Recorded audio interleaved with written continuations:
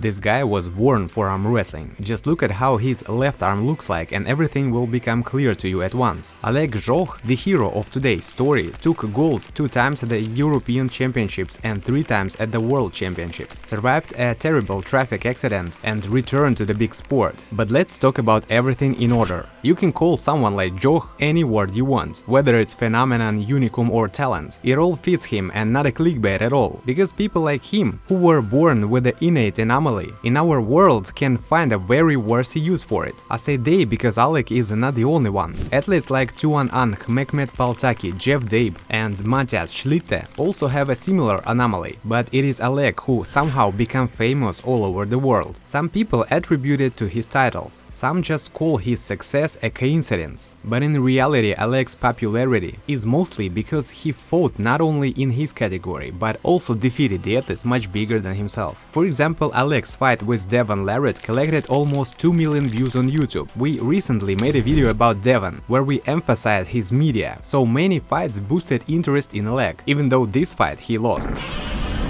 By the way, here is a comment from Oleg himself. I felt he was getting very uncomfortable for me, and the judges were very bad at judging. First of all, he always stood with the shoulders forward and frontally pressed me. In the first fight, I had more strength. I felt that I was pulling Laratt to the cushion, but the judges stopped the fight and said that I had fall. I'm sure I could have let the fight go on. The second time I also pounded him into caution, and I had already raised my hand in joy. Laratt even lowered his grip. He agreed that he had lost. And then they say, no, Laratt won. No way. In the second round I was hammered. I went to the top, but the Canadian had a long arm and long fingers. He just overlapped me and started to punch with jerks. I lost the second and third round.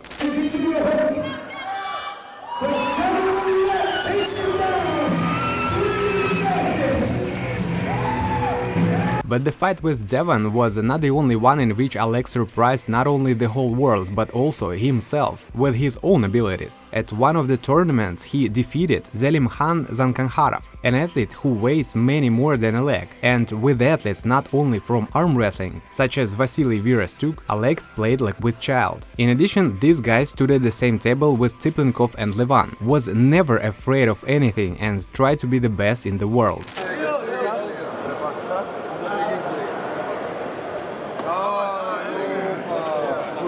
Oleg's left hand was weak from childhood, so he solved all problems using his right hand. Only with time, after the athlete started training, he was able to reveal his potential, and it was arm wrestling training that opened his eyes to the fact that he had a great future in this sport. So gradually he began to fight all the opponents in his weight category, and quite confidently moved to the field of heavyweights, where he made a name for himself on the incredible contrast of dimensions. What about the fight with Alexei Semirenko, where even taking into account the anomaly of Oleg's hand, he is still 2 times smaller than his opponent, and judging by the result of the fight, he is 2 times more stronger. However, all this power was stopped by a terrible traffic accident, the details of which have been known to all arm wrestling fans all over the world. After this tragedy, it took Oleg 3 years to return to the sport, and not so much to recover physically, but mentally. And for those who wonder what it is now with a star arm wrestler, I will answer that recently he took part in 44th World Championship of Almaty, which was attended by 1,500 athletes, and where Oleg took first place. Oleg says that the judges in Kazakhstan did not support the athletes from Ukraine, and he realized that it was necessary to be just a head stronger than everyone else, because in his weight category there were no athletes with such experience and knowledge. Zhokh noticed that the athlete from Kazakhstan used some tricks in his technique in the hope that this way he would be able to win. But according to the result, even this did not help. Let's look at the final moment of the fight.